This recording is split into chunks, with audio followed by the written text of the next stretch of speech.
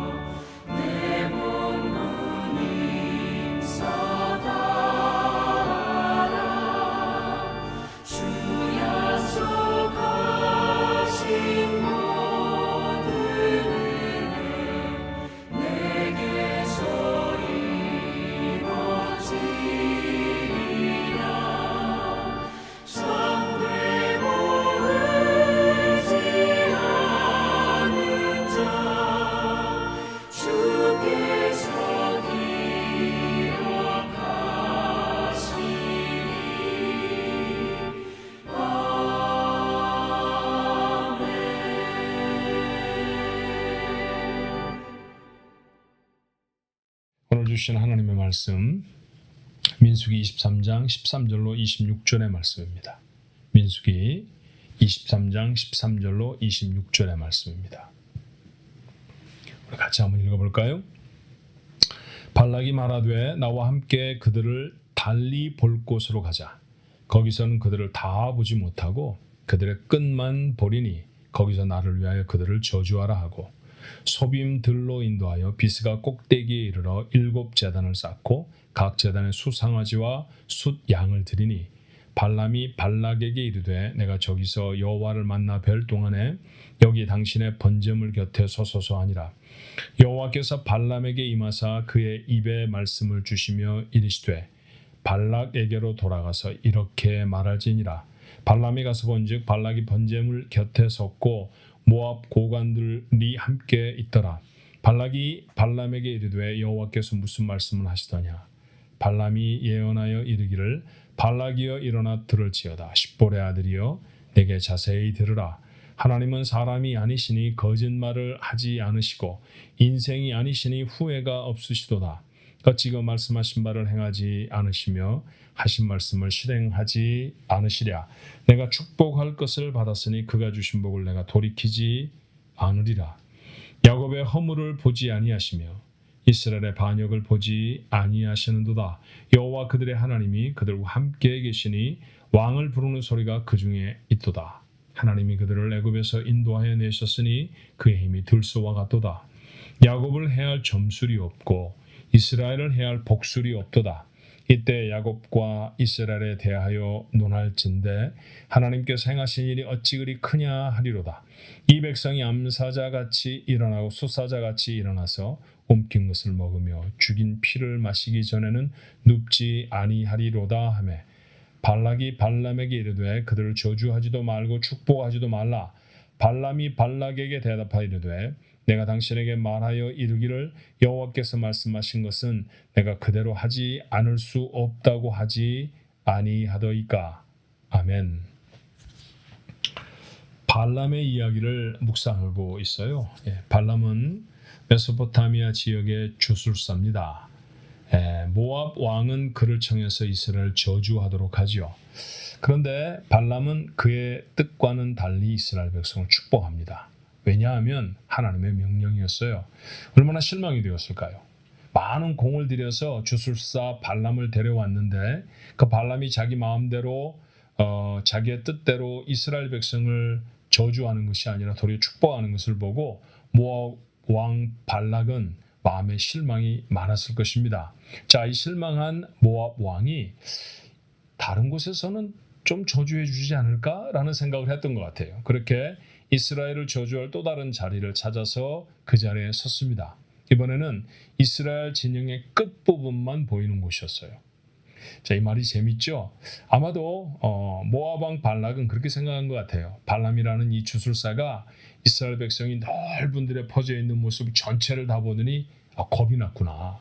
그래서 그 사람들을 무서워서 저주하지 못하고 축복했을 거야. 그러니까 이번에는 이스라엘 백성 전부를 전부가 보이는 곳이 아니라 일부분만, 끝부분만 조금 보이는 곳에 가면 그러면 마음이 담대해져서 저 백성을 저주하게 되지 않을까. 그래서 그런 자리에 섰다라는 것이죠.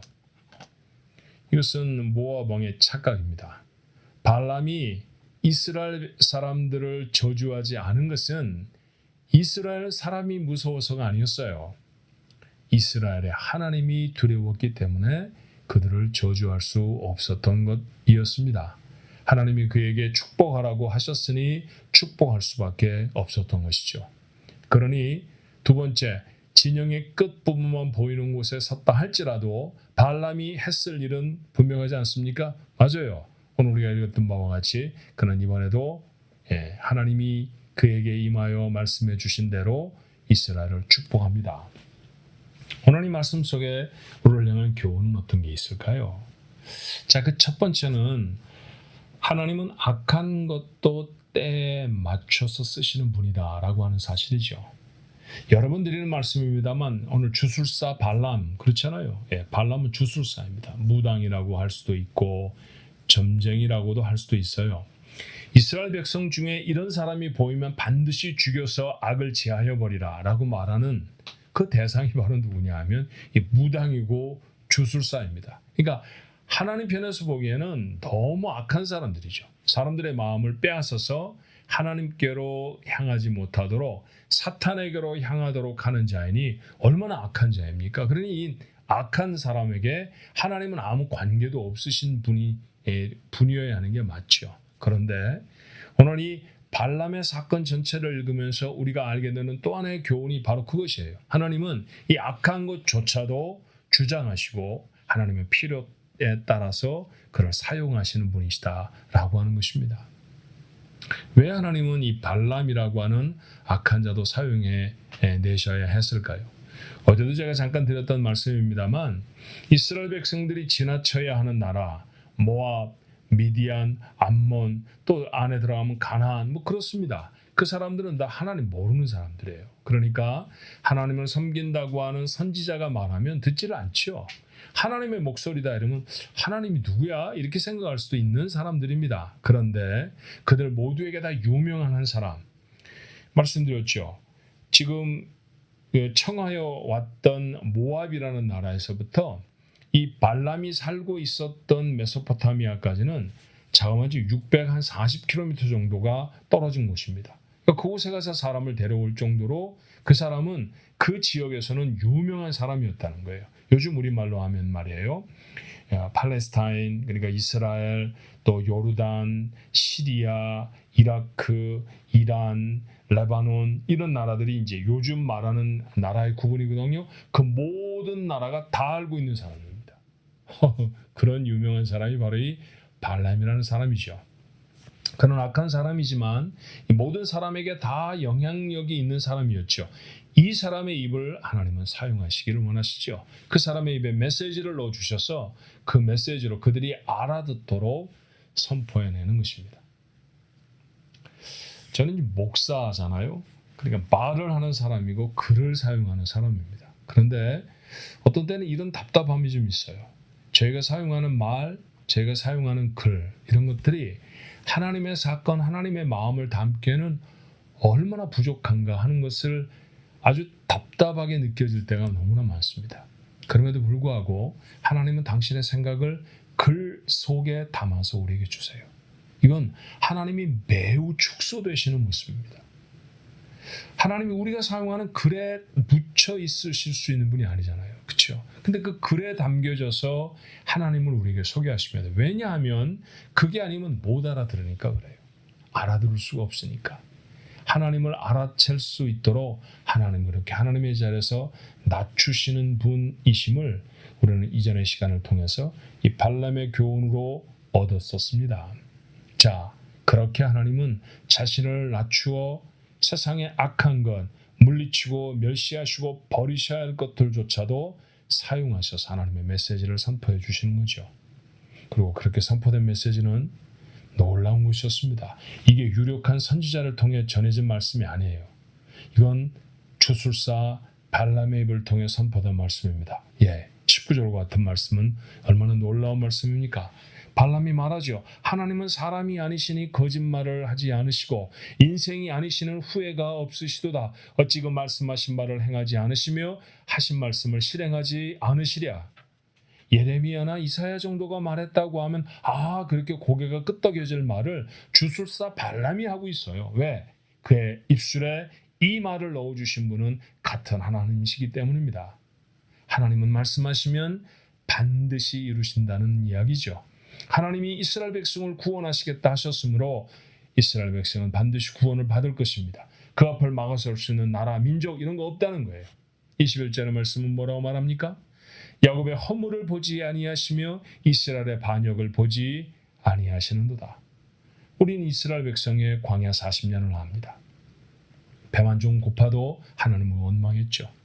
가데스 바네아에서 이스라엘 나라를 자기들이 차지해야 할 그 땅, 팔레스타인 땅을 다 정탐하고 돌아와서는 하나님 앞에 얼마나 불신을 나타냅니까?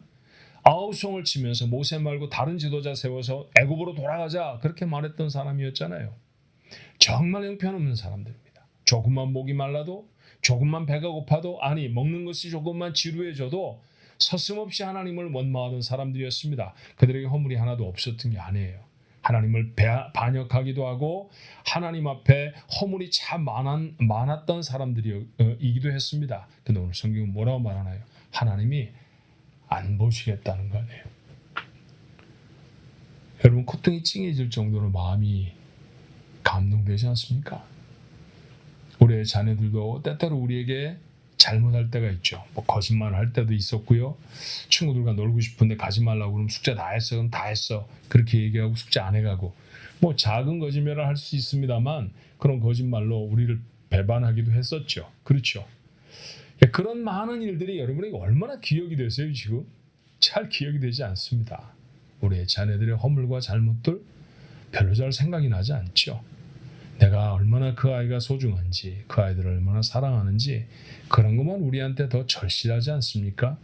그래서 하나님의 이름도 우리가 흔하게 가지고 있는 이름 중에 하나인 아버지이십니다. 아버지. 정말 많은 사람들이 아버지이지만, 그런데 그 아버지의 이름이 담고 있는 의미를 하나님이 우리에게 나누시기 위해 하나님은 스스로 아버지라고 불리워지는 것을 허락하셨죠. 하나님도 우리의 허물을 보지 않으십니다. 용서하시고 사하셨다는 것이죠. 우리가 하나님 앞에 잘못하지 않는 사람들이 아니잖아요. 구원받고 나서도 우리는 하나님 앞에 참 많이 잘못합니다. 그럼에도 불구하고 나를 구원하시고 나를 건지시겠다 약속하신 그 약속을 지켜내시기 위해서 하나님 그 허물을 안 보신다는 거예요. 하나님 그 허물에 괴념치 않으신다는 것이죠. 23절의 말씀은 이렇습니다. 야곱을 해할 점술이 없고 이스라엘을 해할 복술이 없도다. 자, 지금 점쟁이니까 그런 얘기를 하는 거죠. 조금 확대해서 말하면 하나님의 뜻을 거부하고 막아설 수 있는 인간의 방법은 없습니다. 하나님을 막아설 수 있는 것은 세상에 아무것도 없죠. 종종 이해가 되지 않는 악한 상황을 만나기도 해요. 하지만 하나님 뜻에 맞춰 그 악함도 사용하십니다. 우리가 이해를 못할 뿐이지 우리의 삶에 유익이 되어지도록 하나님 그 답답하고 어려운 상황조차도 만지셔서 하나님의 선한 것들을 만들어내시는 분이세요. 하나님 우리를 복으로 부르셨습니다. 삶이 힘들고 어려울 때도 기억하십시오. 하나님은 이 약속을 반드시 이루시는 분인 줄로 믿습니다. 이 하나님의 뜻을 막아설 수 있는 세상에 문제는 없습니다.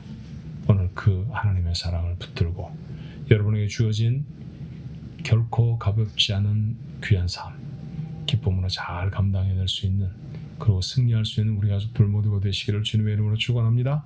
기도하겠습니다. 은혜와 사랑이 많으신 하나님, 오늘 말씀도 저희들의 마음이 담습니다. 발람이 했던 말인가 싶지 않을 정도로 귀하고 복된 말씀들이 이 민수기 24장에 기록되어 있습니다. 하나님은 사람과 다르십니다. 말씀하신 것을 이루지 못하실 분도 아니고 거짓말하시는 분은 더더군다나 아닙니다. 나는 사랑한다 하셨으니 그 사랑 반드시 이루실 것이고요. 너의 삶이 복이 되게 할 것이다 약속하시고 우리를 구원해내셨으니 복이 되게 하실 것입니다. 때때로 거쳐 지나가기가 참 힘겨운 고통스러운 환경과 어려움들을 만나지만, 그러나 이 어려움들을 통해서도 하나님은 하나님의 일을 이루어내실 것입니다. 오늘 하루를 살아가는 우리 가족들, 이 어려움들을 주님 약속 붙들고 잘 이겨내고 승리할 수 있게 축복해 주옵시고, 하나님이 마침내 저들의 삶에 이루시는 놀라운 복들을 세상에 간증할 수 있는 우리 가족들 모두가 되도록 축복하옵소서. 예수님의 이름으로 간절히 기도하옵나이다. 아멘.